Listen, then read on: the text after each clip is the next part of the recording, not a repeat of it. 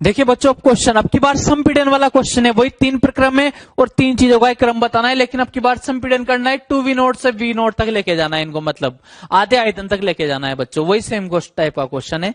लेकिन सबसे पहले तो समदाबीय बनाना सबसे इजी है अपने लिए। अगर मैं समदाबीय वाला ग्राफ बनाऊंगा तो ये बिल्कुल ऐसे आएगा, ग्राफ इस टाइप से आ जाएगा समदाबीय। इसको क्या बोल दिया जाएगा? समदाबीय वाला ग्राफ बोल दिया जाएगा।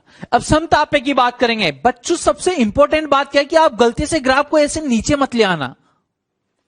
मैंने बोला था जब भी अपन मूल बिंदु से दूर जाते हैं तो ग्राफ कैसे आना चाहिए? नीचे आना चाहिए। देखो इसमें अगर आपने ऐसे लिया है तो मूल बिंदु के पास तो ग्राफ कैसे रहना चाहिए? ऊपर, मूल बिंदु से दूर जाने पर नीचे आना चाहिए। यानी कि ग्राफ ऐसे नहीं आएगा, ग्राफ कैसे जाएगा? इस टाइप से जाएगा।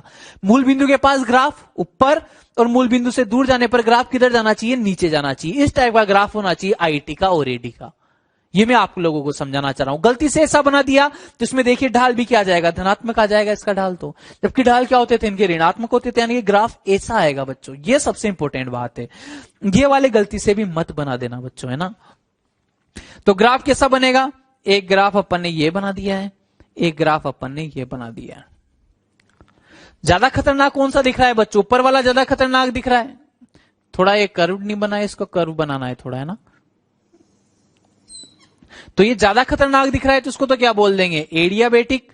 इस वाले को क्या बोल दिया जाएगा? आइसोथर्मल। और ये क्या हो गया? IB process. ये वाला गलत है, इसको बना के काट देना है ना, ताकि आप गलती से भी इस टाइप का ग्राफ नहीं बना दो। ये आईटी या एडी ग्राफ नहीं, ये पॉलीट्रोपिक प्रोसेस होता था। अभी अभी अपन ने डिस्कस किया था इसके बारे में।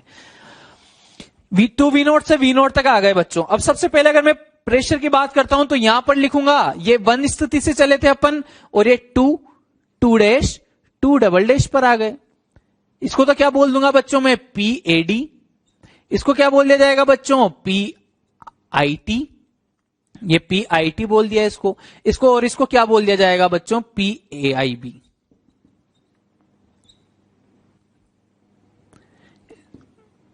और ये इसको क्या बोला था अपन ने? 2 डबल डैश पॉइंट। अब ध्यान दीजिए, अगर ग्राफ से आप बता सकते हो कि अंतिम दाब की बात करेंगे तो अंतिम दाब किसके लिए ग्राफ से ज्यादा आ रहा है? PAD की वैल्यू सबसे ज्यादा है, फिर उससे कम PIT, फिर सबसे कम कौन सा है बच्चों? PIB है। तो यानी कि रुद्धोष्म प्रकरण के लिए अंतिम दाब सबसे ज्यादा होता है संपीड़न वाले केस में। तो मैं ग्राफ से देख के बता सकता हूं। अगर पहला क्रम में लिखूं तो PAD greater than PIT greater than PIB। कहां से लिखा है बच्चों मैंने? ग्राफ से। कहां से लिखा है? ग्राफ से। फिर अगर इसके बारे में बात करें दूसरे क्रम की, तो दूसरे क्रम मुझे पता है कि अंतिम आयतन जो V नॉट है वो सबके लिए क्या है? सेम है। V नॉट क्या है? सबके लिए समान है। अगर V नॉट समान है तो P डायरेक्टली प्रोपोर्शनल टू क्या रहेगा? T रहेगा।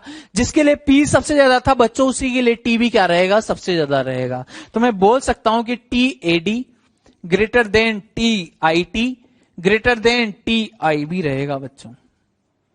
ये वाला काम अपना कंप्लीट। फिर इसके बाद में बात आती है अंत में वही कार्य की।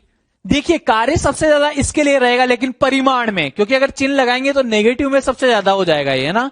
तो अगर परिमाण की बात कर रहे हैं केवल अपन, तो सबसे ज्यादा क्षेत्रफल इसके नीचे आ रहा है। प्लस माइनस की बात ही नहीं करेंगे, माइनस लगाना ही नहीं है।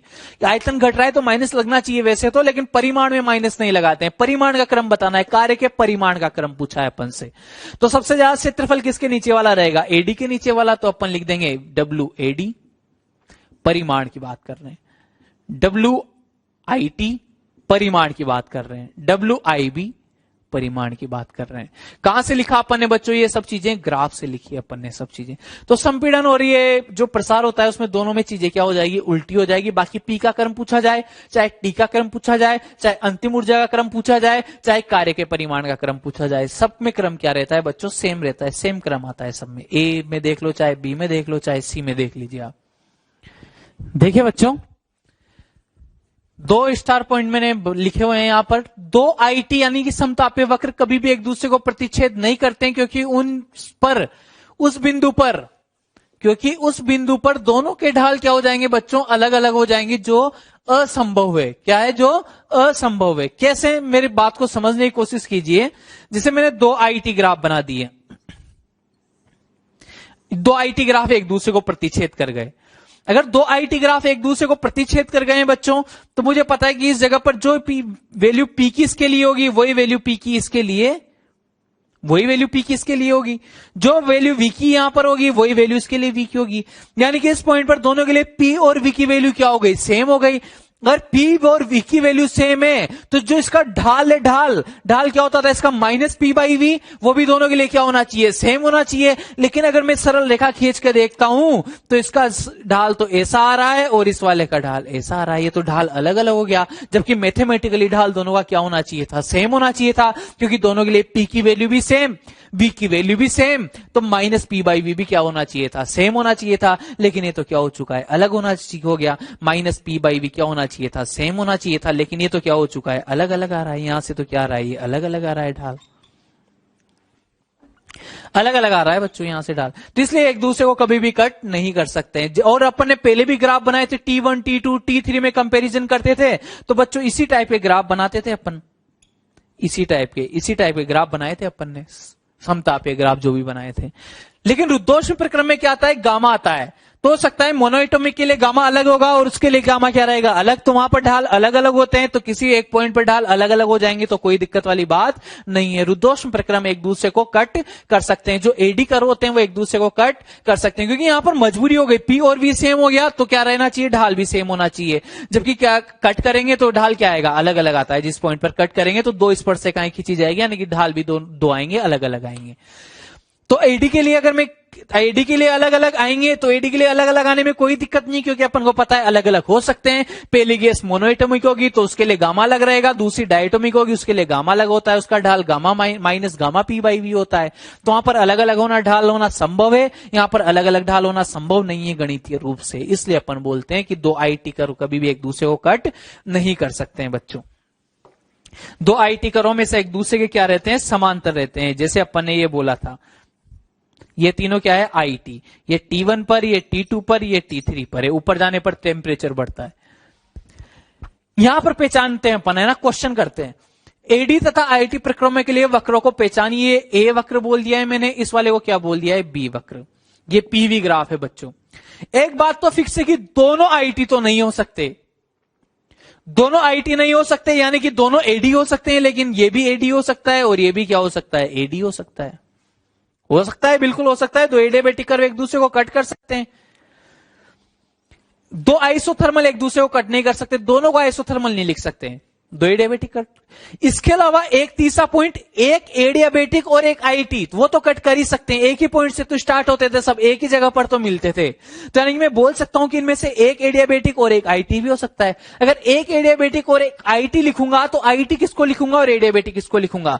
जो ज्यादा ऊर्ध्वाधर है उसको क्या लिखा जाएगा, एडियाबेटिक। जो कम ऊर्ध्वाधर है उसको क्या लिखा जाएगा, समतापीय लिखा जाएगा, आईटी लिखा जाएगा। तो ये वाला ग्राफ या तो एडियाबेटिक भी हो सकता है या आईटी भी हो सकता है, लेकिन ये वाला ग्राफ फिक्स से क्या रहेगा, एडियाबेटिक ही रहेगा। नीचे वाला ग्राफ क्या रहेगा बच्चों, केवल एडियाबेटिक रहेगा। ऊपर वाला ग्राफ वापस एडियाबेटिक भी हो सकता था, क्योंकि दो एडियाबेटिक भी कट कर सकते हैं, या आईटी भी हो सकता था, क्योंकि एक एडियाबेटिक और एक आईटी भी कट कर सकता है। तो बच्चों इस टाइप से इन क्वेश्चंस को अपन को हैंडल करना है। देखिए बच्चों, लास्ट टॉपिक है इसका, ये अपन जो पढ़ रहे हैं गैस का मुक्त प्रसार, फ्लोट का लास्ट टॉपिक है ना। उष्मागतिकी जो 5वां चैप्टर चल रहा है उसमें उष्मागतिकी का प्रथम नियम है, द्वितीय नियम है। प्रथम नियम का लास्ट टॉपिक और द्वितीय नियम 2 दिन का और पढ़ेंगे अपन, है ना, बस केवल इतना सा है। तो लास्ट टॉपिक है गैस का मुक्त प्रसार। गैस के मुक्त प्रसार के लिए कार्य वगैरह के फॉर्मूले नहीं लगाने होते अपन को, डायरेक्ट डेटा याद रखना होता है इसके लिए केवल, है ना।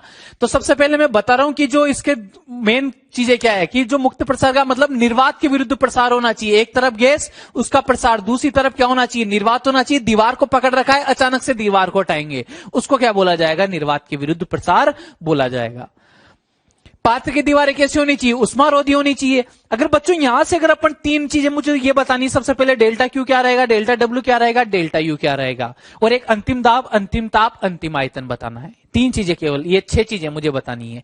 तो सबसे पहले अगर मैं बात करूं तो 2 पॉइंट जो मैंने लिखे ना, प्रसार निर्वात के विरुद्ध, पात्र की दीवारें उष्मारोधी हो, इससे तो आपको क्लियर पता लग गया होगा। उष्मारोधी है यानी कि क्यू का वैल्यू, डेल्टा क्यू क्या रहेगा बच्चों, 0 रहेगा। उष्मा की मात्रा क्या रहेगी बच्चों, 0 रहेगी।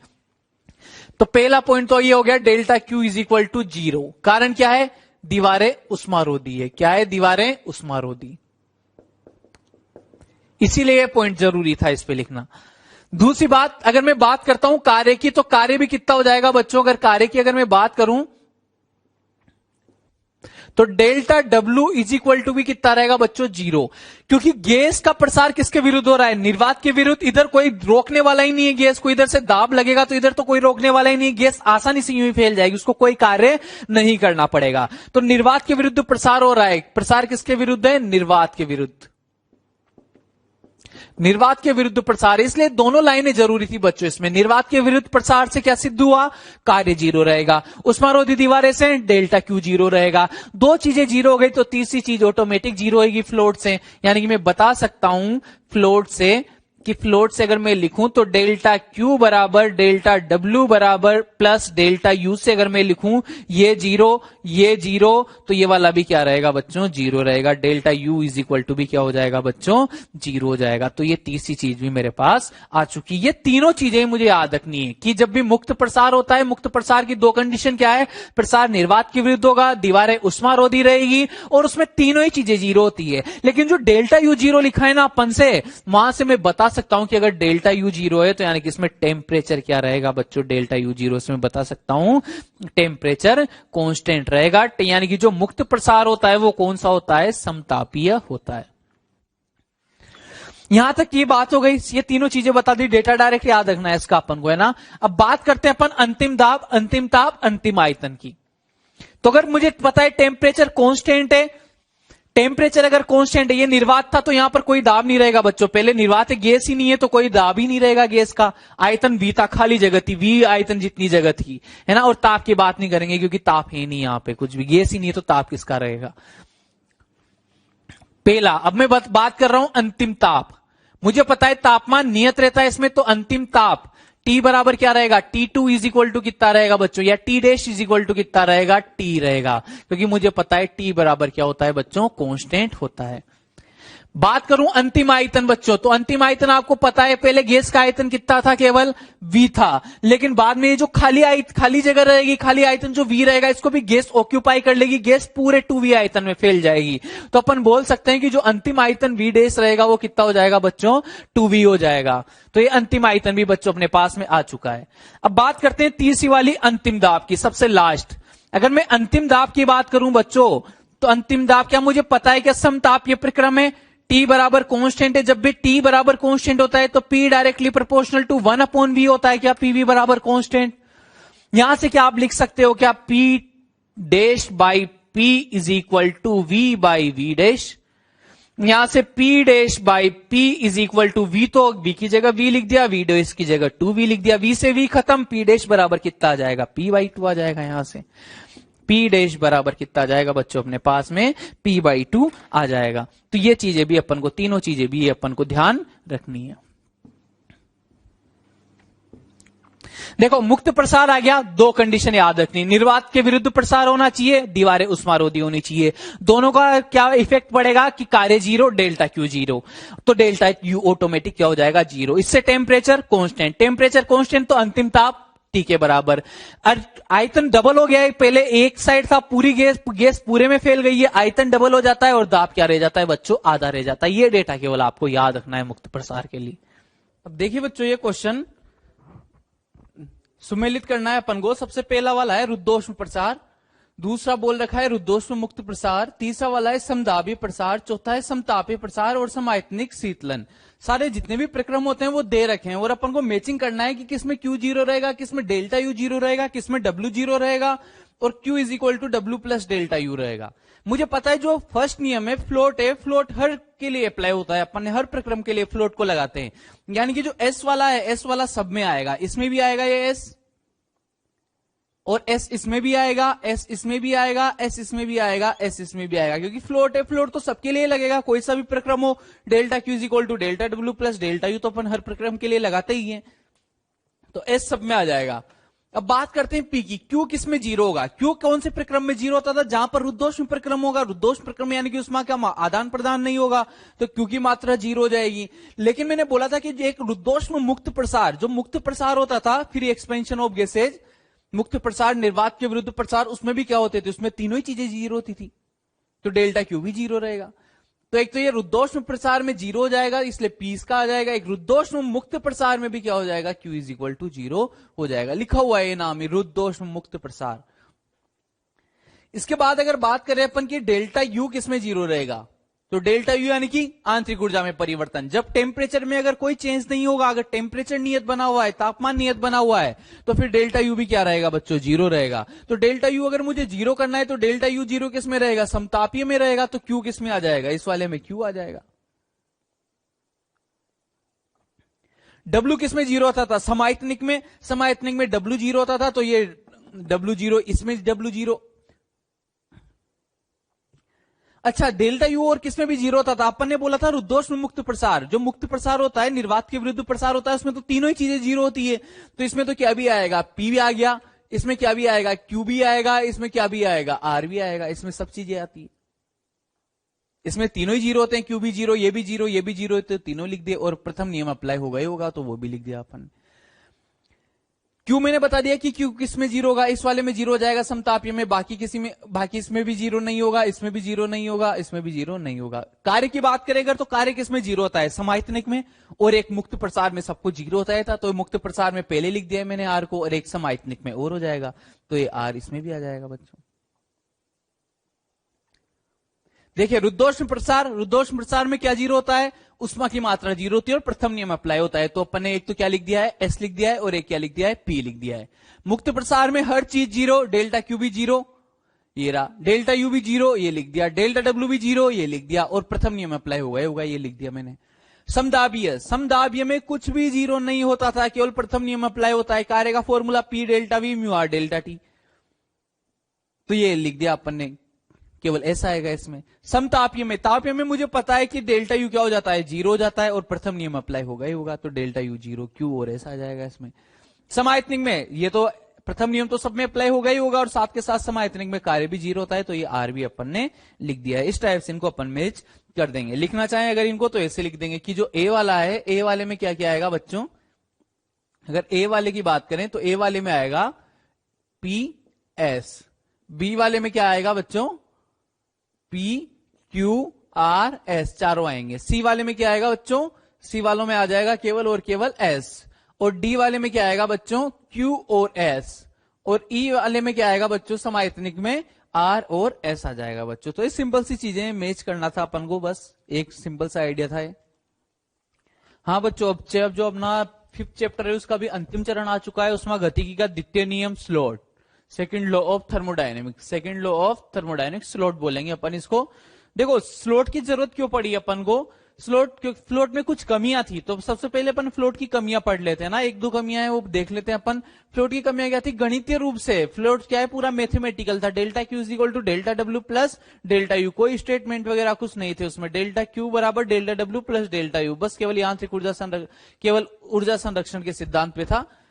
व्यवहारिक ज्ञान का पता नहीं लगता है उसमें कि कौन सा प्रक्रम संभव है, कौन सा प्रक्रम संभव नहीं है, ये चीज उसमें पता नहीं लगती थी। अभी अपन यहां देखेंगे कि जो प्रक्रम अपन, एक दो प्रक्रम ऐसे भी थे जो अपन पढ़ते थे लेकिन वो व्यवहारिक रूप से संभव ही नहीं है, लेकिन गणित तो हर चीज को सोल्व कर देती है, तो इसलिए वहां गणितीय रूप से अपन पढ़ लेते थे उनको। ये भी उसमें पता नहीं लग पाता उसमें का कितना भाग यांत्रिक कार्य में परिवर्तित हुआ, इसकी कोई जानकारी वो नहीं देता है। यहां पर अपन बताएंगे कितना भाग परिवर्तित हुआ, जब अपन पढ़ेंगे इस नियम को तो आपको पता लगेगा कि कैसे ये वाला जो स्लोट है इस चीज की जानकारी अपन को देता है। जब पढ़ेंगे तब आपको ये वाला स्टेटमेंट समझ में आएगा। अब बात करते हैं जो द्वितीय नियम है, द्वितीय नियम दो कथन से मिलकर बना हुआ है, द्वितीय नियम। वो दोनों कथन अपन को पढ़ने। सबसे पहला कथन किसने दिया था, केल्विन प्लैंक ने। केल्विन प्लैंक का कथन क्या था बच्चों, केल्विन प्लैंक ने बोला कि ऐसा कोई भी प्रक्रम या चक्रीय प्रक्रम, ऐसा कोई भी प्रक्रम या चक्रीय प्रक्रम संभव नहीं है, ऐसा कोई भी प्रक्रम या चक्रीय प्रक्रम संभव नहीं है जिसमें भंडार से ग्रहण की गई पूर्ण उष्मा को कार्य में रूपांतरित किया जा सके। भंडार से ग्रहण की गई पूर्ण उष्मा यानी कि डेल्टा क्यू को कार्य में, यानी कि डेल्टा क्यू बराबर डब्ल्यू हो जाए, ऐसा संभव नहीं है व्यवहारिक रूप से। तो देखो मैथ्स में तो अपन ने, वो तो गणितीय रूप था, वहां तो अपन ने हर चीज पढ़ ली कि ऐसा हो जाएगा, ऐसा हो जाएगा, ऐसा हो जाएगा। द्वितीय नियम अपन को व्यवहारिक ज्ञान देता है कि जो तुमने चीज वहां पर पढ़ी थी वैसा यहां पर संभव नहीं है, कुछ कुछ चीजें ऐसी है जो होना संभव नहीं है वो व्यवहारिक रूप से। तो इसने प्रथम नियम में वो कमियां थी वही कमियां बताई कि वहां पर तुमने ये पढ़ लिया था कि ऐसा होता है, लेकिन व्यवहारिक रूप से ऐसा संभव नहीं है।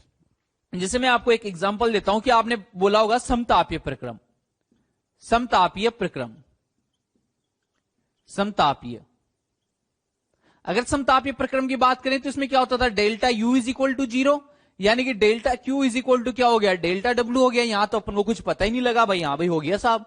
लेकिन इसने बताया कि ऐसा प्रक्रम संभव ही नहीं है कि जिसमें दी गई पूर्ण ऊष्मा को आप कार्य में परिवर्तित कर सके। यानी कि मैं बोल सकता हूं कि जो समतापीय प्रक्रम है वो व्यवहारिक रूप से संभव नहीं है, ये व्यवहारिक रूप से संभव नहीं है। समतापीय प्रक्रम अपनी प्रकृति में समतापीय प्रक्रम आपको देखने को नहीं मिलेंगे, क्योंकि समतापीय प्रक्रम हो गया तो डेल्टा क्यू बराबर डेल्टा डब्ल्यू हो जाएगा। जबकि केल्विन प्लैंक का प्रकथन क्या है, उसने बोला है कि ऐसा संभव नहीं है कि दी गई पूर्ण ऊष्मा को कार्य में रूपांतरित किया जा सके, तो व्यवहारिक रूप से संभव नहीं है। व्यवहारिक रूप से यह प्रक्रम संभव नहीं है। समतापीय प्रक्रम जो होता है वो व्यवहारिक रूप से संभव नहीं होता है बच्चों, ये बात अपन को ध्यान रखनी है। किससे नियम से पढ़ा अपन ने, केल्विन प्लैंक से। और अगर मैं आपको और व्यवहारिक एग्जांपल दूं इसका, तो जैसे मान लो कोई भी ऐसे तो जो इंजन वगैरह लगे होते हैं गाड़ियों में वो होते हैं इनके एग्जांपल, लेकिन फिर भी मैं आपको डेली लाइफ वाले एग्जांपल से समझाता हूं इसको। एक सिंपल से एग्जांपल से तुलना करनी है केवल, है ना, बिल्कुल नहीं समझना है कि ऐसा ही होता होगा, बस केवल छोटी सी बात समझनी है अपन को। कि जैसे मान लो भट्टी है, भट्टी एक हीट इंजन मान लीजिए उसको आप, तो भट्टी में अगर आप जो पूरी उष्मा देते हो, किसी आपने कोई पात्र चढ़ा दिया है भट्टी के ऊपर, तो जो आप पूरी उष्मा देते हो, पूरी की पूरी उष्मा क्या उसको थोड़ी मिल पाती है, कुछ उष्मा वातावरण में भी नष्ट होती होगी, आसपास का टेम्परेचर भी गर्म होता है। जैसे भट्टी जली हुई है, खाना वाना बनता है शादियों वगैरह में, तो भट्टी जो जली हुई रहती है उससे आसपास का टेम्परेचर भी तो गर्म होता है ना। तो जो आपने पूरी उष्मा दी, क्या पूरा खाना पकाने में थोड़ी गई है, कुछ उष्मा किधर भी गई है, वातावरण में भी गई है, कुछ वायु भी तो गर्म हुई है उससे। तो ये कहने का मतलब है कि पूर्ण उष्मा जो आप देते हो पूरी की पूरी कार्य में परिवर्तित नहीं होती, उसका कुछ भाग वातावरण में नष्ट हो जाता है। ये बात अपन से कहना चाहता है केल्विन।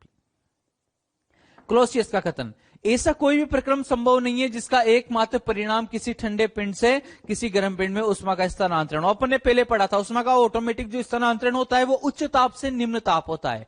तो उसने वही बोला है कि निम्न ताप से उच्च ताप पर ऑटोमेटिक स्थानांतरण होना संभव नहीं है, या ऐसा संभव नहीं है कि केवल एक ही प्रक्रम हो तो उसमें केवल निम्न ताप से उच्च ताप पर ही उष्मा जा रही हो, ऐसा संभव नहीं है। अगर उष्मा जाएगी तो उच्च से निम्न जाएगी ऑटोमेटिक। इसका एग्जांपल मैं आपको देता हूं कि जैसे मान लीजिए अपने रूम का टेम्परेचर है 30 डिग्री, बाहर का टेम्परेचर है 50, लेकिन 30 में भी आपको गर्मी लग गई। तो गर्मी लग गई तो आप क्या करोगे, टेम्परेचर कम करना है आपको। आप चाहते हो कि इसकी उष्मा पहले से ही कम है, बेचारे रूम की उष्मा पहले से ही कम है, पहले ही 30 है, बाहर वाले की ज्यादा है 50 है, फिर भी आप चाहते हो कि इसमें से उष्मा किधर चली जाए, बाहर चली जाए। तो ऐसा प्राकृतिक रूप से संभव नहीं है, आपको एसी लगाना ही पड़ेगा। अब एसी जो काम करेगा, कोई बाह्य युक्ति की मदद से आप ऐसा कर सकते हो कि निम्न ताप से उष्मा किधर चली जाए, उच्च ताप की ओर चली जाए। आप लोग मेरी बात को समझ पा रहे होंगे बच्चों। दोनों कथन एकदम समतुल्य है, फिर भी अपन ये इसके डीप उस पे नहीं जाएंगे कि दोनों सेम कैसे हुए, कैसे दोनों सेम नहीं हुए, इस पे चर्चा नहीं करेंगे। बस ये है कि इनको अपन प्रूव कर सकते हैं कि दोनों क्या रहेंगे, समतुल्य रहेंगे। फिर भी जनरली अपन मान के चलेंगे कि इसकी सहायता से अपन हीट इंजन पढ़ लेंगे और इसकी सहायता से अपन क्या पढ़ लेंगे, रेफ्रिजरेटर। दो ही चीजें पढ़नी है, दो ही चीजों के दो ही टाइप के फॉर्मूले रहेंगे और उनसे पूरा सेकंड लॉ सोल्व कर देंगे बच्चों अपन, है ना। तो एक तो क्या रहेगा, हीट इंजन, और एक क्या रहेगा अपने पास में, रेफ्रिजरेटर रहेगा, है ना। दोनों समतुल्य है, दोनों कथन सेम है, दोनों को इक्वल प्रूव किया जा सकता है, लेकिन फिर भी अपन अपनी सुविधा के लिए इसकी सहायता से तो हीट इंजन पढ़ेंगे और इसकी सहायता से रेफ्रिजरेटर पढ़ लेंगे, फ्रिज पढ़ लेंगे अपन बच्चों। देखिए बच्चों, वो अपन सबसे पहले पढ़ने वाले हैं हीट इंजन या उष्मा इंजन। हीट इंजन या उष्मा इंजन की बात करें, क्या होता होगा, इसका जो नॉर्मल डायग्राम है, लाइन डायग्राम, वो मैंने बना दिया है इसका। देखो, ये कोई भी कार्यकारी पदार्थ है जो मतलब हीट इंजन का जो मेन पार्ट होता है वो पार्ट ये वाला है ना। इसने सोर्स से क्या लिया, उष्मा ली। सोर्स हमेशा कहां पर, स्रोत जो रहेगा, स्रोत यानी कि सोर्स, उष्मा का स्रोत जैसे भट्टी है तो वो हमेशा उच्च ताप पर रहेगी। जो सिंक रहेगी, जहां वातावरण जो वेस्टेज उष्मा है जहां जाती है वातावरण, वो कहां पर रहेगा, कम ताप पर रहेगा। तो इसको तो अपन ने बोल दिया सिंक या निम्न ताप, जो क्या होता है सामान्यतः वातावरण होता है, और जो स्रोत रहेगा वो उच्च ताप। उच्च ताप को हमेशा सेकेंड लॉ में उच्च ताप को हमेशा T1, निम्न ताप को हमेशा क्या बोला जाएगा, T2, चाहे उष्मा इंजन की बात करें चाहे रेफ्रिजरेटर की बात करें, है ना। तो उष्मा इंजन में या चाहे रेफ्रिजरेटर में उच्च ताप को हमेशा T1, निम्न ताप को हमेशा क्या बोला जाएगा बच्चों, T2। ये इंजन का मेन भाग हो गया। अब इंजन ने उच्च ताप से उष्मा अवशोषित करी, अब उच्च ताप क्या था यहां पर T1, उच्च ताप से उष्मा अवशोषित करी तो उसको मैंने क्या लिख दिया Q1, Q1 directly proportional to क्या रहेगा T1, क्योंकि T1 ताप से उष्मा अवशोषित करी है तो Q1 डायरेक्टली प्रोपोर्शनल टू क्या हो गया T1। इसको अपन ने बोल दिया अवशोषित उष्मा। अवशोषित उष्मा क्या है Q1 है, किसके समानुपाती रहेगी बच्चों T1 के समानुपाती रहेगी, क्योंकि स्रोत का तापमान कितना है अपना T1 है।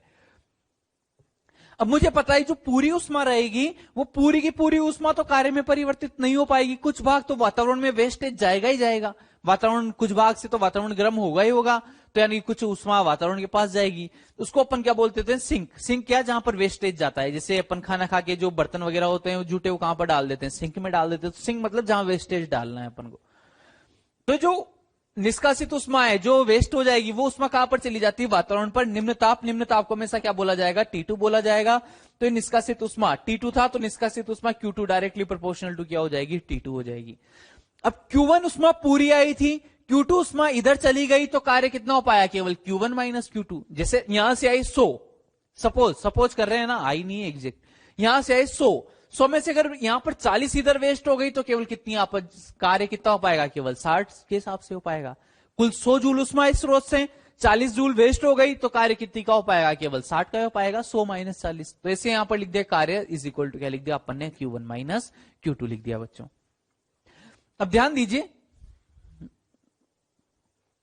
दक्षता, एफिशिएंसी मतलब उसकी अपन दक्षता की बात कर रहे हैं कि कितना ज्यादा उपयुक्त है वो अपने लिए। जिसकी दक्षता ज्यादा होगी वो उतना ही ज्यादा उपयुक्त है, उसका उतना ही ज्यादा आउटपुट होगा। तो दक्षता क्या होती है कि अपन ने कितनी उष्मा दी, उसको इनपुट कितना दिया और उसने कार्य कितना करके दिया, आउटपुट कितना कार्य अपन को मिल रहा है, कितना कार्य करके दे रहा है वो, तो उसको तो क्या बोलेंगे आउटपुट। इनपुट यानी कि स्रोत से कितनी उष्मा अपन ने उसको दी थी, स्रोत से कितनी उष्मा उसको दी गई थी, उसको क्या बोला जाएगा इनपुट। तो अगर आउटपुट की बात करेंगे ये तो क्या हो जाएगा कार्य, और ये क्या हो जाएगा उष्मा, अवशोषित उष्मा। क्या हो जाएगा बच्चों ये अवशोषित उष्मा। इनपुट क्या रहेगा, अवशोषित उष्मा ही रहेगी। कार्य की बात करें, कार्य को क्या लिख दूंगा मैं, W लिख दूंगा, तो ये W लिख दिया है बच्चों मैंने। अवशोषित उष्मा क्या थी, ये थी Q1 जो अपन ने अवशोषित, इसको कार्यकारी पदार्थ को जो उष्मा दी, इंजन के मेन भाग को जो उष्मा दी, उसको क्या बोला जाएगा अवशोषित उष्मा। बच्चों ये बात आपको ध्यान रखनी है, जो हीट इंजन है वो उष्मा कहां से अवशोषित करता है, उच्च ताप से उष्मा अवशोषित करता है, इसलिए उच्च ताप को क्या बोला जाता है हमेशा T1। तो अवशोषित उष्मा इसमें क्या लिखते हैं अपन Q1 लिखते हैं। ये बात ध्यान रखना है ना, कार्य तो W लिखा ही जाएगा हर जगह, लेकिन जो अवशोषित उष्मा है वो इस वाले केस में, उष्मा इंजन वाले केस में अवशोषित उष्मा क्या होती है Q1, क्योंकि हमेशा ये उच्च ताप से या स्रोत से उष्मा अवशोषित करता है और निम्न ताप पर निष्कासित करता है। तो जहां से अवशोषित करेगा उच्च ताप से T1 से अवशोषित करेगा, तो इसलिए अपन ने अवशोषित उष्मा क्या लिखी है Q1। W की वैल्यू अगर मैं पुट कर दूं तो क्या हो जाएगा Q1 माइनस Q2 अपोने क्या आ जाएगा Q1 आ जाएगा। अगर इनको टेम्परेचर की फॉर्म में लिखे Q1 T1 के समानुपाती है, T2 के समानुपाती है, तो क्या आ जाएगा T1 माइनस T2 अपोन क्या आ जाएगा T1 आ जाएगा बच्चों। ये नीटा आ गया अपने पास में। या इसको और सोल्व करें अपन तो नीटा इज इक्वल टू क्या आ जाएगा बच्चों अपने पास में, नीटा इज इक्वल टू, इसको अगर डिवाइड कर दूं तो 1 माइनस T2 बाई T1। ये बच्चों अपने पास में क्या आता है नीट आता है 1 minus T2 by T1, 1 minus T2 by T1। या फिर अगर प्रतिशत की फॉर्म में लिखना हो, मुझे प्रतिशत की फॉर्म में लिखना हो तो 1 minus T2 by T1 into क्या हो जाएगा 100%। प्रतिशत की फॉर्म में लिखना हो तो 100 से और मल्टीप्लाई। जैसे मान लीजिए सपोज मैंने आपको अवशोषित उष्मा कितनी थी 100, कार्य कितना हुआ 40, तो ये कितना आएगा 40/100 यानी कि 0.4। लेकिन अगर मुझे प्रतिशत में निकालना हो तो उसको 100 से और गुणा कर दूंगा 0.4 को, यानी कि 40% हो गया। यही तो था 100 में से 40 कन्वर्ट हुआ यानी कि 40% हो गया है वो। तो अगर परसेंटेज में कन्वर्ट करना हो, परसेंटेज की फॉर्म में आंसर हो तो 100 से मल्टीप्लाई कर देंगे, 0.4 0.2 0.1 इनकी फॉर्म में आंसर हो तो किससे मल्टीप्लाई कर, तो ये वाला फॉर्मूला लगा देंगे। इसकी वैल्यू हमेशा क्या रहेगी 1 से कम नहीं रहेगी, क्योंकि 1 माइनस समथिंग हो रहा है, तो क्या रहेगी वैल्यू हमेशा 1 से कम रहेगी। ये परसेंटेज की फॉर्म में अपन ने नीटा को भी लिख दिया है।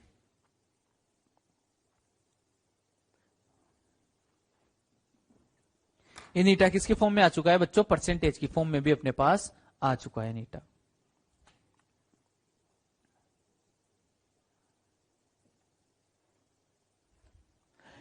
इसके बाद में कुछ इंपॉर्टेंट पॉइंट, जैसे अपन ने बोला था कि किसी की भी दक्षता 100% नहीं होगी, मतलब कहने का मतलब यह था कि पूरी अवशोषित ऊष्मा पूरी की पूरी कार्य में परिवर्तित नहीं की जा सकती है कि मैं यहां पे Q1 दूं और कार्य भी कितना हो जाए, Q1 हो जाए। ऐसा संभव नहीं है कि वातावरण में कोई वेस्टेज नहीं हो रहा हो, ऐसा संभव नहीं है। कैसे, ध्यान दीजिए, अगर मैं चाहता हूं कि नीटा कितना हो जाए, 100% हो जाए या 1 के इक्वल हो जाए, तो यहां से ऐसा तभी संभव है जब ये वाली क्वांटिटी क्या हो जानी चाहिए, 0 हो जानी चाहिए, तभी जाके नीटा कितना आ पाएगा, पूरा 1 आ पाएगा। ये क्वांटिटी 0 कब होगी बच्चों, जब या तो T2 बराबर 0 हो जाए या फिर नीचे वाली क्वांटिटी क्या हो जानी चाहिए, अनंत हो जानी चाहिए। तो नीटा इज इक्वल टू 100% तभी संभव है जब या तो T2 बराबर 0 केल्विन या T1 बराबर इनफाइनाइट केल्विन। तो ये असंभव हो गया। क्या हो गया बच्चों, ये असंभव, ऐसा संभव नहीं है, ये असंभव है ना। इसलिए अपन बोलते हैं कि नीटा 100% नहीं हो सकता, यानी कि संपूर्ण ऊष्मा को कार्य में परिवर्तित नहीं किया जा सकता, थ्योरेटिकल पॉइंट से केवल, है ना। दूसरी चीज, जो नीटा होता है वो केवल और केवल नीटा ओनली T1 तथा T2, यानी कि स्रोत या सिंक के ताप पर निर्भर करता है, स्रोत या सिंक के ताप पर, स्रोत व सिंक के ताप पर निर्भर करता है और किसी पर निर्भर नहीं करता है। केवल और केवल किस पर निर्भर करता है, किस टेम्परेचर पर, स्रोत और सिंक के तापमान पर निर्भर करता है, T1 और T2 पर निर्भर करता है। अपन ने देखा नीटा is equal to 1 minus T2 by T1 होता है बच्चों, ये बात अपन को ध्यान रखनी है। तो मेन चीज क्या है, उच्च ताप हमेशा T1 लिखा जाएगा स्लोट में, निम्न ताप हमेशा T2 लिखा जाएगा, और उष्मा इंजन हमेशा उच्च ताप से ही उष्मा लेता है, इसलिए इसमें उस अवशोषित उष्मा हमेशा क्या लिखी जाएगी, Q1 लिखी जाएगी। तो अवशोषित उष्मा Q1 और कार्य में से क्या रहेगा, W रहेगा, इसे तो वो Q1 माइनस Q2। यहां से 1 माइनस T2 बाई T1 100 अगर परसेंटेज में चाहिए तो 100 से और अपन इसको मल्टीप्लाई कर देंगे बच्चों। और मैंने देखा कि ये नीटा 100% तभी हो सकता है या नीटा इज इक्वल टू 1 तभी हो सकता है जब या तो T1 ये कितना हो जाए, 0 हो जाए, या फिर ये कितना हो जाए, इनफाइनाइट हो जाए, तभी ये क्वांटिटी 0 होगी, तभी नीटा इज इक्वल टू 1 आ पाएगा और परसेंटेज में 100% आ पाएगा, जो कि असंभव है। अनंत तापमान किसका रहेगा, किसी का नहीं होता, सूर्य का ही फिक्स है तापमान, कुछ ना कुछ होता है, अनंत थोड़ी होता है। और T1 0 केल्विन भी सब व्यवहारिक रूप से संभव नहीं है, -273 डिग्री सेंटीग्रेड, जो व्यवहारिक रूप से संभव नहीं है। तो मेनली ये फॉर्मूला बच्चों अपन को याद रखना है, ये वाला फॉर्मूला है ना, ये वाला फॉर्मूला अपन को याद रखना है बच्चों नीटा का। देखिए बच्चों, अपन ने उष्मा इंजन पढ़ लिया है, लेकिन उष्मा इंजन में भी अपन एक कार्नोट उष्मा इंजन पढ़ते हैं। कार्नोट उष्मा इंजन एक ऐसा इंजन बनाया गया है हाइपोथेटिकली, मतलब एक काल्पनिक रूप से एक ऐसा इंजन डिजाइन करने की कोशिश की गई है जिसकी दक्षता क्या हो, अधिकतम हो। भाई 100% तो किसी की नहीं हो सकती, लेकिन फिर भी अधिकतम दक्षता के लिए एक हाइपोथेटिकल या एक काल्पनिक इंजन बनाया गया है कि ऐसा ऐसा अगर किया जाए तो दक्षता अपन को अधिकतम मिल सकती है। 100% तो फिर भी नहीं मिलेगी, लेकिन अधिकतम मिल सकती है ना। तो अधिकतम दक्षता के लिए कार्नोट उष्मा इंजन बनाया, जिसमें क्या था, 2 तो रुद्धोष्म प्रक्रम थे और 2 क्या थे, समतापीय प्रक्रम थे। समतापीय प्रक्रम जिनका ढाल क्या रहेगा, कम रहेगा, रुद्धोष्म वो वाले जिनका ढाल क्या रहेगा, ज्यादा रहेगा, जो ज्यादा ऊर्ध्वाधर रहेंगे। अगर मैं रुद्धोष्म प्रक्रम की बात करूं, यहां से B से C वाले प्रक्रम की बात करूं, तो ये रुद्धोष्म प्रक्रम रहेगा। यहां पर आयतन कम था, C पॉइंट पर आते आते आयतन क्या हो चुका है, ज्यादा हो चुका है। आयतन क्या हो रहा है, बढ़ रहा है, इधर की तरफ आ रहा है ग्राफ, यानी कि आयतन क्या हो रहा है, बढ़ रहा है। अगर आयतन बढ़ रहा है तो इसको मैं क्या बोल सकता हूं, रुद्धोष्म प्रसार बोल सकता हूं। क्या, रुद्धोष्म प्रसार। इस वाले ए से बी वाले समतापीय में देखिए, ए से बी वाले ये समतापीय है, लेकिन आयतन क्या होता जा रहा है, बढ़ता जा रहा है। आयतन बढ़ता जाएगा तो इसको क्या बोल दिया जाएगा, समतापीय प्रसार बोल दिया जाएगा। अब सी से डी वाला देखिए, सी से डी वाले समतापीय तो है ये वाला ग्राफ, लेकिन सी से डी वाले में आयतन क्या हो रहा है, कम हो रहा है, इसको क्या बोल दिया जाएगा, समतापीय संपीड़न, कंप्रेशन। डीसे की बात करें तो डीसे रुद्धोष्म है, लेकिन आयतन क्या हो रहा है, बढ़ रहा है। क्या, पहले यहां आयतन क्या हो रहा है, कम हो रहा है, डी का आयतन ज्यादा है। ए पॉइंट पर पहुंचते पहुंचते आयतन क्या रह गया है, पहले डी पर यहां था, आयतन क्या रह गया है, कम रह गया है। तो इसको क्या बोल दिया जाएगा, रुद्धोष्म संपीड़न बोल दिया जाएगा, रुद्धोष्म संपीड़न।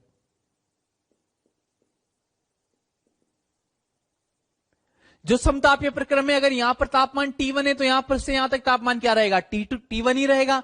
फिर यहां पर अगर कुछ कम हुआ होगा तो इसके बाद में T2 ही रहेगा, परमानेंट ही।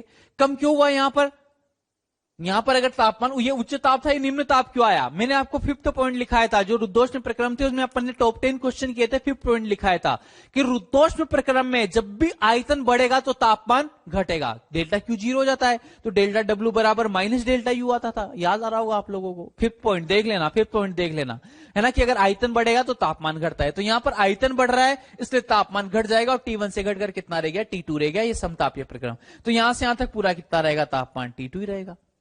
यहां पर T2 है तो यहां पर भी कितना रहेगा? T2 ही रहेगा। और फिर यहां से बढ़ेगा तो कितना हो जाएगा? T1, और यहां तक कितना रहेगा? T1 नहीं रहेगा, कांस्टेंट रहेगा समतापीय प्रक्रम में। तो यहां से यहां तक तापमान A और B तक क्या रहेगा? T1, फिर यहां पर बढ़ेगा T2, घटेगा, घटकर T2 हो जाएगा, और फिर यहां से यहां तक T2 ही रहेगा, और फिर बढ़कर वापस कितना हो जाएगा? T1 हो जाएगा।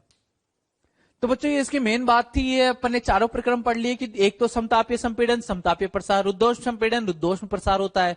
और अगर इनकी बात करें, ये काल्पनिक इंजन है क्योंकि कार्यकारी पदार्थ आदर्श गैस है। इसकी दक्षता अधिकतम हो सकती है लेकिन 100% फिर भी नहीं हो सकती है। तीसरी बात, 2 एडियाबेटिक तथा 2 IIT प्रक्रम इसमें होते हैं। ये सिंपल सी बातें थी इसकी केवल, है ना। कार्य निकालना होगा तो कार्य कैसे निकाला जाएगा? कार्य बराबर क्या रहेगा? इसका क्षेत्रफल, एरिया, लूप का क्षेत्रफल। लेकिन अगर अपन को अगर नीटा की बात करते हैं तो ये सब थ्योरेटिकल पॉइंट्स हो गए इससे रिलेटेड। अब नीटा के लिए डायरेक्ट मैं एक फॉर्मूला लिख रहा हूं, जब भी इंजन वाला क्वेश्चन आ जाए तो वो फॉर्मूला सब जगह एप्लीकेबल होगा। अधिकतम दक्षता का फॉर्मूला, मैक्सिमम नीटा, नीटा मैक्सिमम का फॉर्मूला। और अगर कुछ नहीं बोला जाए तो आपको नीटा मैक्सिमम ही कैलकुलेट करनी होती। सबसे पहला फॉर्मूला, कार्य अपॉन अवशोषित उष्मा, ये होता है आउटपुट अपॉन इनपुट। कार्य अपॉन अवशोषित उष्मा इज इक्वल टू, कार्य को क्या लिखते थे? W, इसको क्या लिखा जाएगा? Q1, या फिर क्या लिख सकते हैं अपन? T1 माइनस T2, या Q1, इसको क्या लिख दोगे? Q1 माइनस Q2 अपॉन क्या लिख दिया जाएगा? Q1। वही डिवाइड करेंगे तो वही T1 माइनस T2, और ये से करके लास्ट में क्या आ जाता है? ये 1 माइनस T2 बाई T1 आ जाता है। ये वाला फॉर्मूला अगर आपको याद है बच्चों तो नीटा के इनके अलावा और कोई फॉर्मूले नहीं रहेंगे, और इसमें पूरा उष्मा इंजन इसमें क्या हो जाता है? ये कंप्लीट हो जाता है। पूरे क्वेश्चन उष्मा इंजन के इससे सोल्व हो जाते हैं। नीटा इज इक्वल टू क्या रहेगा? कार्य अपॉन अवशोषित उष्मा, W upon Q1, Q1 minus Q2 by Q1, 1 minus T2 by T1। Question में क्या दे रखा है उस पर डिपेंड करेगा। अगर कार्य और अवशोषित उष्मा से रिलेटेड चीज दे रखी है, ये वाला फॉर्मूला लगाएंगे। निष्कासित उष्मा अगर दे रखी है तो ये Q2 वाला फॉर्मूला लगाया जाएगा। Q2 क्या होती है? निष्कासित। यहां पर लिख देता हूं मैं, Q1 बराबर अवशोषित उष्मा। अगर Q2 की बात करें तो Q2 बराबर क्या होती है? निष्कासित उष्मा, निष्कासित उष्मा। W बराबर क्या होता है बच्चों? कार्य। और अगर ऐसे T2 की बात करें तो T2 निम्न ताप यानी कि सिंक का ताप हो जाएगा। T1 क्या हो जाएगा? स्रोत का ताप हो जाएगा। अगर एक ये फॉर्मूला आपको याद है बच्चों तो आप उष्मा इंजन का हर क्वेश्चन इससे कर दोगे। उष्मा इंजन का क्वेश्चन इसके बाहर नहीं आता। देखिए बच्चों, अब इंजन वाले क्वेश्चन देखते हैं अपन। सबसे पहले कार्नोट इंजन 300 केल्विन से 400 केल्विन के मध्य कार्य करता है तो इसकी दक्षता देखो, उच्च ताप हमेशा क्या रहेगा? T1, निम्न ताप हमेशा क्या रहेगा बच्चों? T2 रहेगा। फॉर्मूला क्या होता है नीटा का अपने पास? नीटा is equal to 1 minus T2 by T1, ये होता है। यानी कि 1 माइनस 300 अपॉन क्या लिखा जाएगा? 400। उच्च ताप हमेशा नीचे आएगा, यहाँ T1 ये उच्च ताप है बच्चों, और T2 वाला को क्या बोला जाएगा? हमेशा स्लॉट में निम्न ताप बोला जाएगा। 1 माइनस 3/4 ये बचेगा अपने पास में 1 माइनस 3/4, यानी कितना आ जाएगा बच्चों? 1/4। अगर परसेंटेज में लिखे तो क्या भी लिखा जा सकता है इसको, अगर 100 से मल्टीप्लाई करे तो कितना आ जाएगा बच्चों? ये अपने पास में 25% आ जाएगा। ये नीटा इज इक्वल टू क्या फॉर्मूला है? केवल सिंपल सा 1 minus T2 by T1। T2 निम्न ताप, T1 उच्च ताप। 3/4 आएगा, 1 माइनस 3/4 यानी कि 1/4 हो जाएगा। यानी कि अगर 100 से मल्टीप्लाई कर दे तो कितना आ जाएगा? ये 25% आ जाएगा। क्या भी लिखा जा सकता है इसको? 25% भी लिखा जा सकता है। यहां तक बच्चों को ये आपत्ति नहीं होनी चाहिए, बिल्कुल हलवा क्वेश्चन था एकदम। दूसरे वाले की बात करते हैं। एक कार्नोट इंजन की दक्षता 100 केल्विन से 500, जब स्रोत का तापमान 500, सिंक का तापमान 100, तब जो दक्षता रहेगी उतनी ही दक्षता तब भी रहेगी जब स्रोत का तापमान 900 और सिंक का तापमान कितना हो जाए? T हो जाए। तो T का मान मुझे बताना है, यानी कि मुझे बताना है नीटा इज इक्वल टू क्या हो जाना चाहिए? नीटा डैश हो जाना चाहिए। दोनों कंडीशन में क्या रहनी चाहिए? दक्षता क्या रहनी चाहिए बच्चों? समान रहनी चाहिए। पहले वाले की बात करता हूं तो 1 माइनस T2 बाई T1 आएगा ये। दूसरे वाले की बात करता हूं तो 1 minus T2 dash upon T1 dash. Temperature को मैंने T1 डैश T2 डैश बोल दिया है। ध्यान दीजिए 1 माइनस, पहली कंडीशन की बात करूं T2 बाई T1, निम्न ताप, ऊपर निम्न ताप, T2 क्या रहेगा, निम्न ताप। कौन सा है निम्न ताप, 100। चलो यहां से और इसको इजी कर देते हैं, 1 से 1 को कैंसिल आउट, 1 को इधर लाएंगे तो ये प्लस का इधर आगे माइनस का हो जाएगा, कैंसिल आउट हो जाएगा इससे, माइनस से माइनस कैंसिल आउट। T2 कितना दे रखा है अपन को, 100, ये कितना दे रखा है 500। यहां की बात करें तो T2 डैश को क्या बोल रखा है, T बोल रखा है, निम्न ताप T, उच्च ताप कितना बोल रखा है 900 बोल रखा है बच्चों। यहां से इसको सोल्व करेंगे तो T इज इक्वल टू कितना आ जाएगा, ये 0 से 00 कैंसिल आउट, इसको इधर भेज देंगे तो 900 अपॉन 5 आएगा बच्चों, ये 900 अपॉन 5 आएगा, यानी कितना हो जाएगा 180। T इज इक्वल टू कितना आ जाएगा अपने पास में 180 केल्विन। तो ये हलवा क्वेश्चन थे बच्चों, बिल्कुल नीटा इज इक्वल टू नीटा डैश करना था, जैसा क्वेश्चन में बोला वैसा सेम टू सेम अपन ने कर दिया। सिंपल सा formula, eta is equal to 1 minus T2 by T1। अब देखिए बच्चों, ये थोड़ा अच्छा क्वेश्चन है, देखिए इसको ध्यान से। एक कार्नोट इंजन स्रोत से 10 की घात 3 किलो कैलोरी उष्मा लेता है जो कि 627 डिग्री सेंटीग्रेड ताप पर है, तथा अवशेष उष्मा को 27 डिग्री सेंटीग्रेड वाले सिंक में निष्कासित करता है। तो क्या बताना है, नीटा बताना है। नीटा के लिए केवल कुछ नहीं करना, 1 माइनस T2 बाई T1 करना है बच्चों अपन को। दूसरा, इंजन द्वारा किया गया कार्य बताना है, W बताना है मुझे। तो सबसे पहला क्वेश्चन, नीटा तो मेरे लिए बहुत ईजी है, नीटा निकालने में अपन को कोई जोड़ नहीं आना चाहिए। 1 is equal to eta is equal to 1 minus T2 by T1। T2 is equal to कितना हो जाएगा बच्चों, निम्न ताप कौन सा है 27 डिग्री सेंटीग्रेड, लेकिन डिग्री सेंटीग्रेड में चलेबल नहीं है, डेल्टा T थोड़ी है, अकेला तापमान है, तो किसमें पुट करना पड़ेगा, केल्विन में। कितना हो जाएगा बच्चों, ये 300 केल्विन। T1 की बात करें, उच्च ताप 627 डिग्री सेंटीग्रेड, यानी कितना हो जाएगा 900 केल्विन। दोनों वैल्यू अगर यहां पर चिपका देता हूं तो 1 माइनस 300 अपॉन 900, यानी कि 1 माइनस 1/3, 1/3 करेंगे तो कितना आ जाएगा, 2/3। नीटा इज इक्वल टू कितना आ गया बच्चों, 2/3। या फिर मैं ये भी लिख सकता हूं, अगर 100 से मल्टीप्लाई करूं तो 66.67%, 100 से मल्टीप्लाई करेंगे तो बच्चों बिल्कुल सिंपल था। नीटा is equal to 1 minus T2 by T1। T2 निम्न ताप हो जाएगा लेकिन केल्विन में रखना है, T1 उच्च ताप लेकिन केल्विन में रखना है, वैल्यू पुट करेंगे 2/3 आ गया नीटा। अगर नीटा मेरे पास आ जाता है, मुझे क्या निकालना है, कार्य निकालना है। स्रोत से कितनी उष्मा ली, अवशोषित उष्मा कितनी है, यानी कि Q1 की वैल्यू मेरे पास है, मुझे क्या बताना है, W बताना है क्या। तो क्या मैं ये कर दूं क्या, नीटा is equal to W upon Q1 भी तो होता है बच्चों, बिल्कुल होता है। नीटा इज इक्वल टू नीटा कितना 2/3, W मुझे पता करना है Q1 की बात करें तो कितना हो जाएगा, ये 10 की घात 3 किलो कैलोरी की बात कर रहा है वो, तो इसको भी क्या कर दिया जाएगा, किलो कैलोरी में रहेगा, है ना, किलो कैलोरी। तो अगर मैं W इज इक्वल टू यहां से निकालू तो W is equal to 2/3 multiplied by 10 to the power 3 kilo calorie. अगर आप इसको जूल में बदलना चाहते हो तो 1 कैलोरी इज इक्वल टू कितना लिख दोगे, 4.2 जूल लिख दोगे, लिख दीजिए, वो भी लिख दीजिए। तो W इज इक्वल टू 4.2 से मल्टीप्लाई कर देंगे इसको, 2 multiplied by 4.2, 3 multiplied by 10 to the power 3 kilo joule. Solve करेंगे इसको, 3 से ये 1.4 टाइम 1.4 को 2 से मल्टीप्लाई करेंगे 2.8 हो जाएगा। तो W इज इक्वल टू कितना आ जाएगा बच्चों अपने पास में, 2.8 multiplied by 10 to the power 3 kilo joule. Kilo को भी अगर जूल में भी कन्वर्ट करना चाहते हो, तुम ऐसा ही मात्रा की लाना चाहते हो, तो इसको किलो की जगह क्या लिख दोगे, 10 टू द पावर 3, यानी कि 2.8 into 10 to the power 6 joule हो जाएगा बच्चों। क्वेश्चन यही खत्म हो गया था, इसके बाद तो केवल अपन ये यूनिट कन्वर्जन कर रहे हैं बच्चों, है ना। क्वेश्चन तो यही खत्म हो गया था अपना। नीटा निकाला अपन ने पहले, और फिर नीटा को मुझे पता है W/Q1 भी लिख सकता हूं मैं, तो W/Q1 लिख दिया मैंने। ये तो होता था आउटपुट अपॉन इनपुट, कार्य अपॉन अवशोषित उष्मा, W/Q1। मैंने आपको 3-4 फॉर्मूले एक साथ लाइन से लिखाए थे, वो फॉर्मूले याद है तो हर क्वेश्चन हो जाएगा आपसे। देखिए बच्चों एक और क्वेश्चन, ये भी अच्छा क्वेश्चन है। एक कार्नोट इंजन T परम ताप का मतलब किसमें दे रखा है, ये T केल्विन बोल रखा है बच्चों अपन से ना। T केल्विन वाले स्रोत से Q उष्मा अवशोषित करता है तथा T/3 वाले सिंक में निष्कासित करता है। तो निष्कासित उष्मा की मात्रा बतानी है मुझे बच्चों, यानी कि निष्कासित उष्मा की मात्रा यानी कि Q2 बताना है। इंजन क्या करता है, उच्च ताप से उष्मा लेता है और निम्न ताप पर निष्कासित करता है, यानी कि Q1 अवशोषित और Q2 क्या रहती है, निष्कासित रहती है। तो अगर मुझे ये बताना है, साथ में मुझे T1 T2 भी दे रखे हैं, उच्च ताप निम्न ताप भी मुझे दे रखे हैं, तो मुझे पता है क्या मैं ऐसा फॉर्मूला लिख देता हूं क्या, नीटा इज इक्वल टू क्या होता है, 1 माइनस T2 बाई T1 या फिर W बाय Q1 या फिर Q1 minus Q2 bye Q1, ऐसा लिख देता हूं क्या मैं। यहां पर एक तो ये वाली वैल्यू मुझे पता है क्योंकि T1 T2 दे रखे हैं। मुझे ज्ञात क्या करना है, कार्य नहीं बताना है बच्चों। इस बार मुझे क्या बताना है, ये वाली वैल्यू बतानी, Q2 बतानी। तो एक तो इस वाले को ले लेता हूं, एक इस वाले को ले लेता हूं। यहां दोनों से अगर मैं लिख दूं तो ऐसा लिख सकता हूं 1 minus T2 by T1 is equal to Q1 minus Q2 upon क्या लिख दिया जाएगा, Q1 लिख दिया जाएगा। अब देखिए T1 तो कितना दे रखा है, उच्च ताप, स्रोत का ताप तो कितना है T। T2 is equal to कितना दे रखा है बच्चों, T/3। Q1 is equal to क्या दे रखा है, Q। और मुझे क्या बताना है, Q2 मुझे पता करना है बच्चों।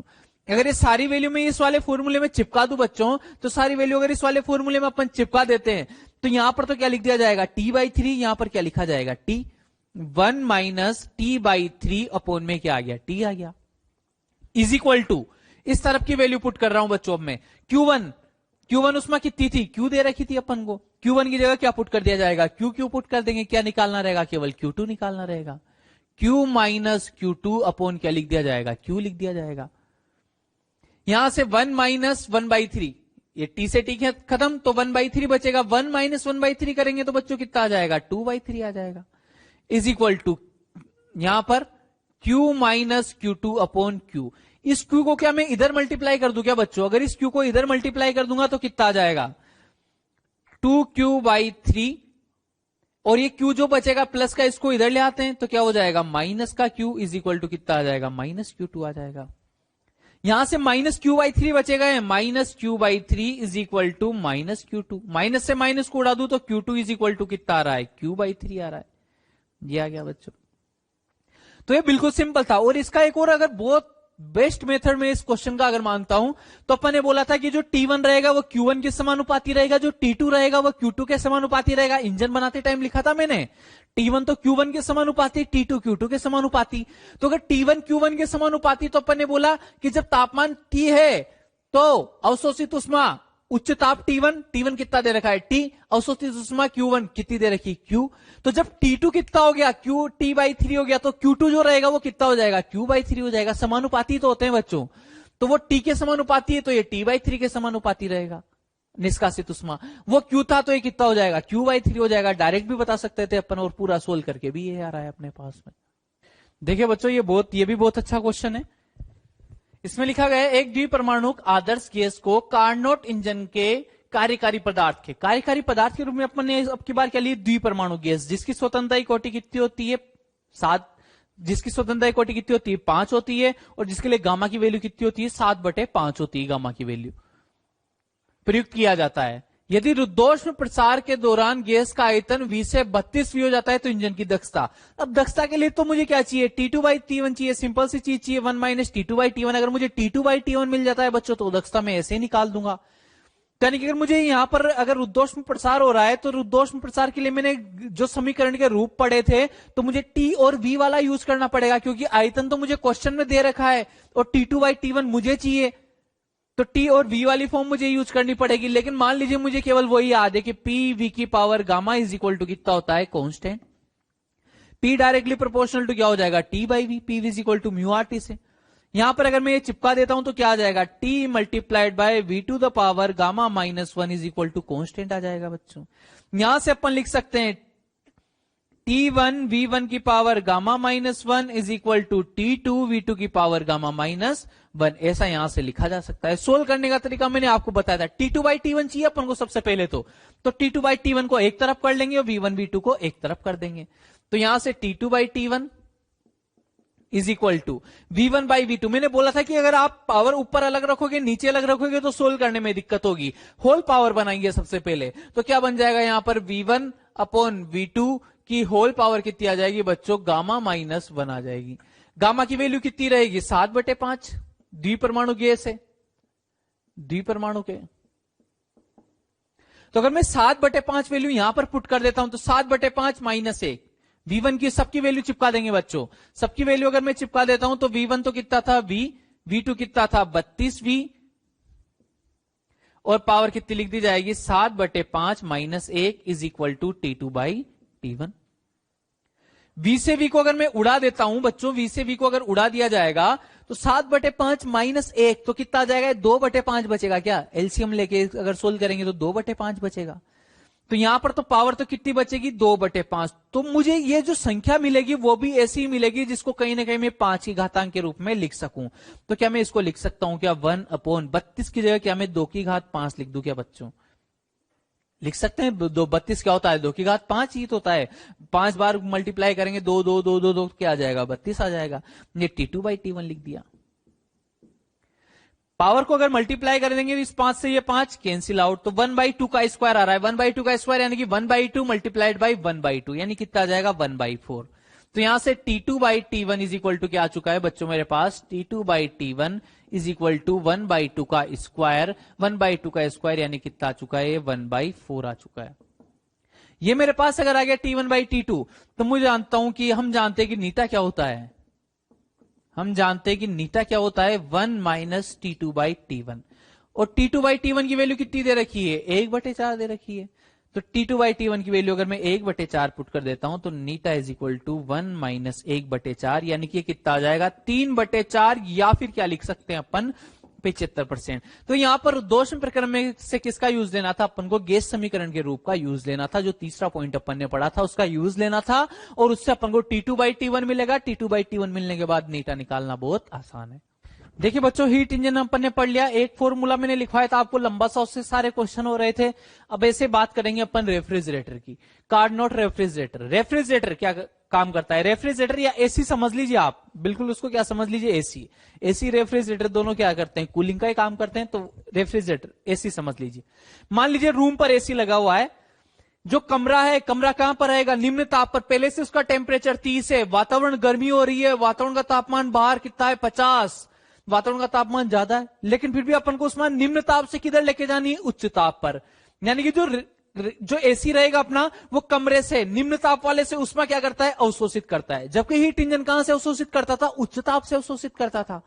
तो वहां पर जो अवशोषित उष्मा थी वो क्या लिखते थे अपन? Q1। अगर ये निम्न ताप से उष्मा अवशोषित करता है, T2 से अगर उष्मा अवशोषित करता है, तो यहां पर अवशोषित उष्मा क्या लिखी जाएगी बच्चों? Q2 लिखी जाएगी। ये कमरा है, ये कमरा है। कमरा कहां पर रहेगा? निम्न ताप पर। यहां से उष्मा अवशोषित, जहां से उष्मा अवशोषित की जाती है उसको क्या बोला जाता है? स्रोत। और जहां पर निष्कासित की जाती है वातावरण में उसको क्या बोल दिया? यहां पर सिंक बोल दिया अपन ने। लेकिन पहले सिंक निम्न ताप पर था। इस बार जहां अपन को उष्मा निष्कासित करनी है, जो अपना सिंक है वो कहां पर है? उच्च ताप है, वातावरण उच्च ताप पर है। और जो रूम है, जो कमरा है जहां से मुझे उष्मा अवशोषित करनी है, वो कितना है मेरा बच्चों? वो निम्न ताप है। वो कमरा है, कमरा कहां पर रहेगा? निम्न ताप पर। तो जैसे वहां पर अवशोषित उष्मा उच्च ताप से होती थी, T1 से होती थी, तो अवशोषित उष्मा Q1। लेकिन यहां कमरे से निम्न ताप से उष्मा अवशोषित करते हैं अपन, इसलिए अवशोषित उष्मा क्या लिखी जाती है बच्चों? Q2 लिखी जाती है। तो Q2 क्या रहेगी? अवशोषित उष्मा रहेगी यहां पर। और निष्कासित उष्मा क्या रहेगी? Q1 रहेगी, जो T1 के समानुपाती रहेगी।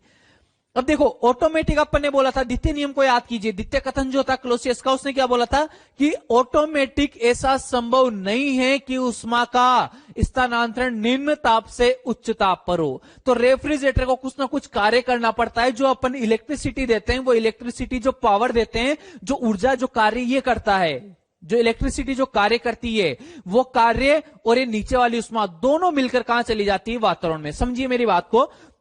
जैसे यहां से उष्मा आई कितनी? 40 जूल। इधर से मैं कार्य किया इसने 20 जूल। तो बाहर वातावरण में कितनी निकलेगी? 60 निकलेगी। यही कारण है कि जो एसी होते हैं, जो रेफ्रिजरेटर होते हैं, जो फ्रिज होते हैं और एसी होते हैं, वो वातावरण में गर्मी को बढ़ा देते हैं। उष्मा की मात्रा ही बढ़ा दी उन्होंने। क्योंकि जो भी विद्युत कार्य जो भी हुआ था, विद्युत इलेक्ट्रिसिटी से जो भी अपन को एनर्जी मिल रही थी, वो इलेक्ट्रिसिटी की एनर्जी भी किस फॉर्म में चली जाती है? उष्मा की फॉर्म में वेस्टेज हो जाती है। 40 तो अंदर से तो 40 ली, इलेक्ट्रिसिटी जो आई उसको भी उष्मा में बदल दिया, और बाहर कितनी गई? टोटल 60 गई। यानी कि कुल मिलाकर इन्होंने जो पूरा निकाय है, पूरा ब्रह्मांड है, पूरा जो ब्रह्मांड है उसकी कुल उष्मा की मात्रा को बढ़ा दिया है। पहले वो विद्युत ऊर्जा की फॉर्म में थी, उसको उष्मा में बदल दिया। वो उष्मा प्लस जो अंदर से जो अंदर ठंडा करने के लिए जो उष्मा खींची थी, दोनों मिलकर फिर वातावरण में जाती है। 40 यहां से ली कमरे से, 20 खुद का कार्य किया, और बाहर कितनी छोड़ेगा? 60 जूल उष्मा छोड़ेगा बच्चों। ये आप लोग मेरी बात को समझ पा रहे होंगे। तो यहां से अगर मैं लिखना चाहूं तो अपन लिख सकते हैं कि ये Q2 प्लस W मिलाकर क्या रहेगा? Q1 रहेगा।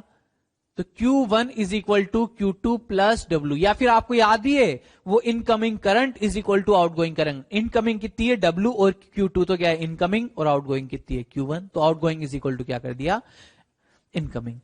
यहां से अगर W निकालेंगे तो वही W की वैल्यू Q2 को इधर भेज देता हूं, W इज इक्वल टू कितना आ गया फिर से Q1 माइनस Q2। जो रेफ्रिजरेटर है वो जस्ट अपोजिट प्रोसेस है, ये जस्ट क्या है अपोजिट, जस्ट अपोजिट है, उल्टा है, ठीक उल्टा है। किससे उल्टा है? इंजन से, जस्ट अपोजिट उष्मा इंजन से जस्ट अपोजिट है, जस्ट उल्टा है। तो जस्ट उल्टा है, तो इसके लिए अपन नीटा नहीं लिखकर, ईटा दक्षता नहीं लिखकर क्या लिखते हैं इसके लिए? कोफिशिएंट ऑफ रेफ्रिजरेटर, यानी कि निष्पादन गुणांक लिखते हैं। क्या लिखते हैं बच्चों इसके लिए? निष्पादन गुणांक। निष्पादन गुणांक किससे बोलते हैं इसको? बीटा से बोल दिया जाता है, कोफिशिएंट ऑफ रेफ्रिजरेटर। तो कोफिशिएंट ऑफ रेफ्रिजरेटर या क्या लिख देंगे? बीटा लिख देंगे। अगर वो बिल्कुल विपरीत है तो फॉर्मूला भी क्या होगा? विपरीत होगा। वहां पर क्या होता था? आउटपुट अपॉन इनपुट, यानी कि कार्य अपॉन अवशोषित उष्मा। यहां पर क्या हो जाएगा? अवशोषित उष्मा अपॉन कार्य हो जाएगा। उल्टा कर दिया जस्ट, अवशोषित उष्मा अपॉन कार्य।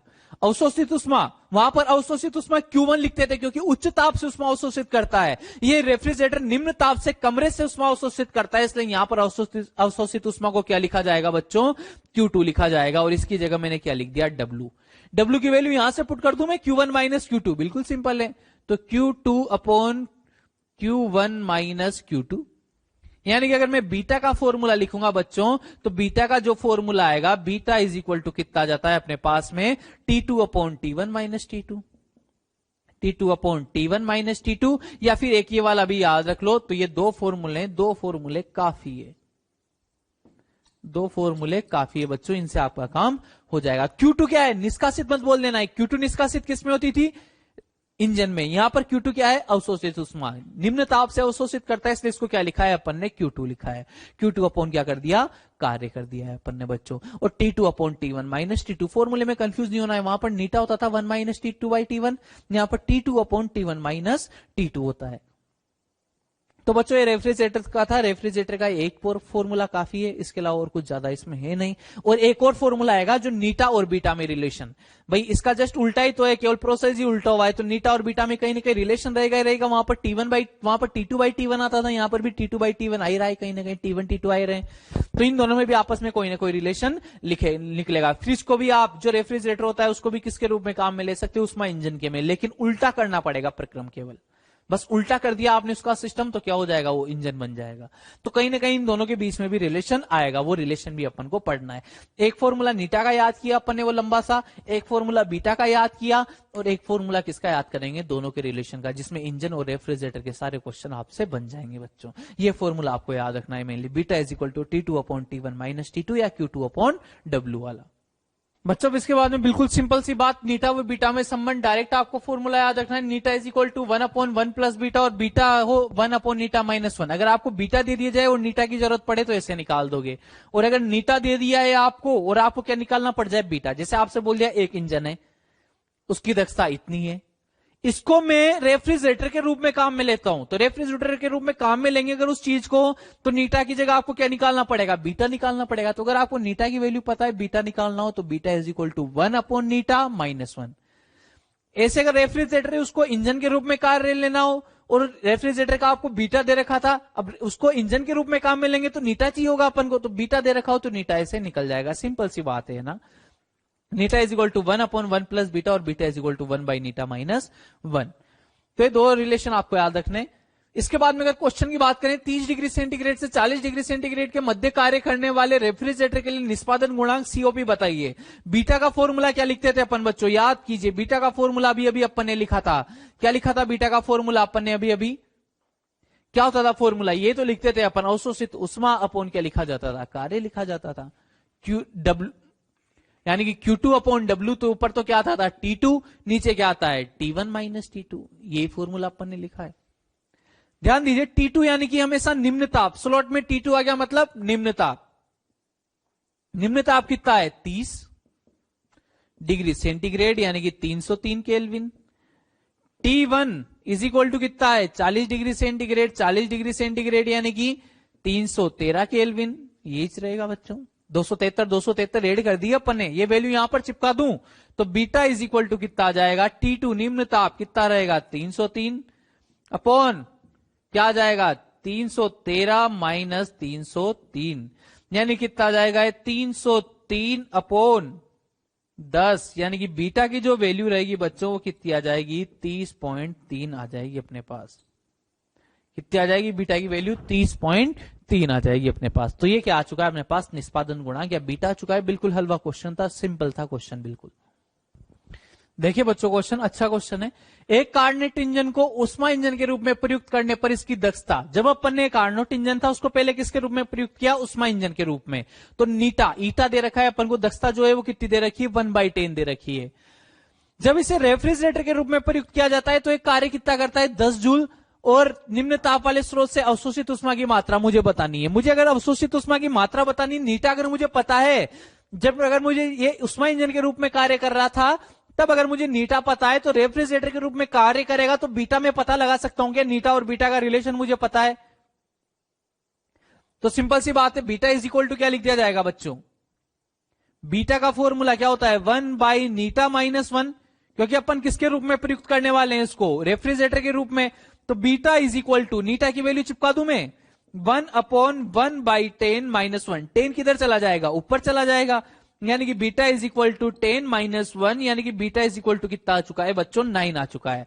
अगर बीटा मेरे पास आ चुका है तो बीटा का फॉर्मूला क्या होता था अगर मुझे W और Q के रूप में लिखना हो तो, देखो मैं आपको याद दिलाता हूं। जैसे अगर मान लीजिए उष्मा इंजन है, उष्मा इंजन के लिए आप क्या लिखते थे, आउटपुट अपॉन इनपुट, यानी कि कार्य अपॉन अवशोषित उष्मा। तो इसके लिए क्या लिखते हो, अवशोषित उष्मा अपॉन कार्य, और ये कहां से अवशोषित करता है उष्मा, निम्न ताप से अवशोषित करता है, इसलिए इसको क्या लिखा जाता है Q2 अपॉन W, ये लिखा जाएगा अवशोषित उष्मा अपॉन कार्य। कार्य की वैल्यू दे रखी क्या आपको, ये क्या है, ये अवशोषित उष्मा है, निम्न ताप से अवशोषित करता है, क्योंकि रूम से अवशोषित करता है, उच्च ताप वाले वातावरण में छोड़ता है एसी रेफ्रिजरेटर उष्मा को। अब ध्यान दीजिए बीटा की वैल्यू कितनी दे रखी है 9, Q2 इज इक्वल टू, मुझे पता करना है W इज इक्वल टू कितना है 10, यानी कि Q2 जो रहेगा Q2 इज इक्वल टू कितना हो जाएगा बच्चों 90 हो जाएगा। यानी कि अगर बीटा कितना था 9 था, बीटा क्या है 9, बीटा 9 होने का मतलब कि अगर वो 10 जूल कार्य कर रहा है तो 90 जूल उष्मा को बाहर भेज देगा। बीटा उसका 9 है मतलब जितना कार्य, बीटा अगर उसका 9 है तो यानी कि वो 9 गुना उष्मा को किधर भेजेगा, बाहर भेजेगा। अगर वो 20 कार्य करता तो 180 को बाहर भेजता। बीटा अगर मान लीजिए बीटा उसका 9 है ना, तो बीटा 9 है, अगर उसने 20 कार्य किया तो 180 उष्मा बाहर फेंकेगा, नीचे से 180 उष्मा लेगा और बाहर फेंक देगा। अगर बीटा 9 है, अगर नीचे से उष्मा उसने कितनी ली 10 ली तो बाहर 90 उष्मा यहां से बाहर फेंक देगा वो, क्योंकि उसका बीटा 9 है, कार्य कितना कर रहा है 10 कर रहा है, 10 कार्य कर रहा है तो और बीटा 9 यानी कि 9 गुना उष्मा नीचे से अवशोषित करेगा निम्न ताप से और किधर फेंक देगा, बाहर की तरफ फेंक देगा। तो Q2 बराबर अवशोषित उष्मा निम्न ताप से कितनी आ जाएगी बच्चों अपने पास में 90 जूल आ जाएगी बच्चों ये। तो ये रेफ्रिजरेटर और क्या हीट इंजन खत्म हो चुका है। अब एक लास्ट टॉपिक अपन को पढ़ना है, वो एंट्रोपी है 10-15 मिनट का, वो वाला टॉपिक अपन पढ़ लेते हैं। देखिए बच्चों अब इस चैप्टर का जो लास्ट टॉपिक है एंट्रोपी, वो अपन पढ़ने जा रहे हैं। एंट्रोपी का मतलब क्या होता है, एंट्रोपी का मतलब होता है रेंडमनेस, अस्त व्यवस्था। जैसे कोई पार्टिकल है, जो कण है वो टकराते हैं, टकराने के बाद इधर चले गए, टकराने के बाद इधर चले गए, कोई टकराने के बाद उधर चला गया, कोई किसी स्पीड से जा रहा है, कोई किसी स्पीड से जा रहा है, तो ये अस्त व्यवस्था जो होती है ना, इसी को क्या बोला जाता है, रेंडमनेस या एंट्रोपी, इसी का नाम है। जैसे आप उष्मा की मात्रा बढ़ाते हो, एंट्रोपी का लेना देना केवल किससे होता है, उष्मा से। अगर आपने उष्मा दिए तो एंट्रोपी क्या हो जाएगी, बढ़ जाएगी। एंट्रोपी क्या हो जाएगी, बढ़ जाएगी।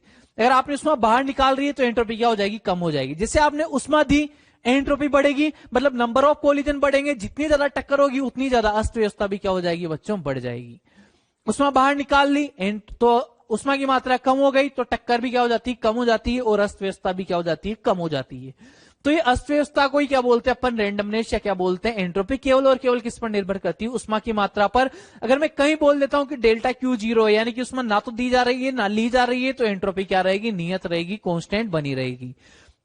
3 प्रक्रम मैंने बनाए A B C, इधर ऐसे इस वाली एक्स पर और इस वाले एक्स पर तापमान है।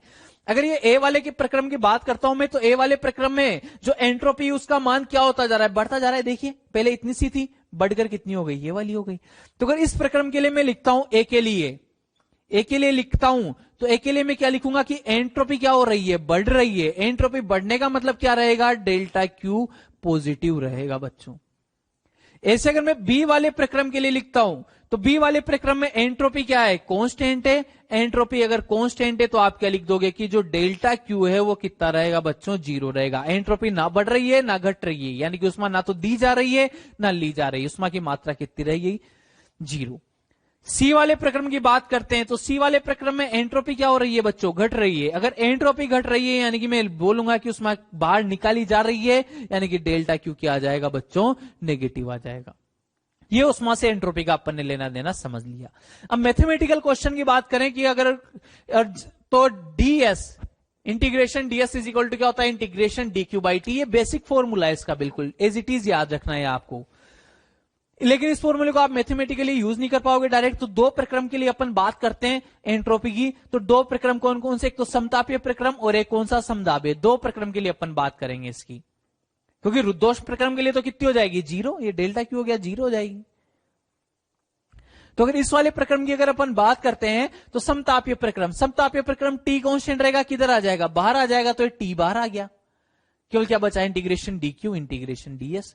तो इंटीग्रेशन डीएस को क्या लिख दोगे, इंटीग्रेशन एस करोगे, S final minus S initial, यानी कि डेल्टा एस हो जाता है। डीएस का इंटीग्रेशन कितना हो जाता है, डेल्टा एस।